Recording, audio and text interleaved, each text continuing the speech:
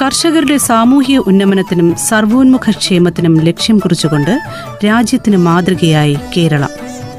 മണ്ണിൽ പണിയെടുക്കുന്ന കർഷകന്റെ വിയർപ്പിന് സർക്കാരിന്റെ സാന്ത്വന സ്പർശമായി ഇതാ കർഷകക്ഷേമനിധി ബോർഡ്. രാജ്യത്താദ്യമായി നമ്മുടെ കേരളത്തിലും. നമുക്കെല്ലാവർക്കും ഭക്ഷണം ഉൽപ്പാദിപ്പിക്കുന്ന കർഷകൻ എല്ലാ അർത്ഥത്തിലും ആദരവിന് അർഹരാണ്. കേവലമായ ഒരു ആദരിക്കൽ മാത്രമല്ല വേണ്ടത്, കർഷകർക്ക് കൃത്യമായെന്നവണ്ണം സഹായം നൽകിയേ മതിയാവുകയുള്ളൂ. അതിൻ്റെ ഭാഗമായിട്ടാണ് സംസ്ഥാന സർക്കാർ കർഷകർക്ക് പെൻഷൻ നൽകാനുള്ള ഒരു പദ്ധതി ആവിഷ്കരിച്ച് നടപ്പിലാക്കുന്നത്. 2021 ഡിസംബർ 1 മുതൽ എല്ലാ കർഷകർക്കും ഈ ക്ഷേമനിധിയിൽ അംഗത്വമെടുക്കാനുള്ള അവസരം ലഭ്യമായിരിക്കുന്നു. എല്ലാവരും ഈ അവസരം വിനിയോഗിക്കണമെന്നാണ് വിനയപൂർവ്വം അഭ്യർത്ഥിക്കാനുള്ളത്. വളരെ ലളിതമായ നടപടിക്രമങ്ങളിലൂടെ കർഷകർക്ക്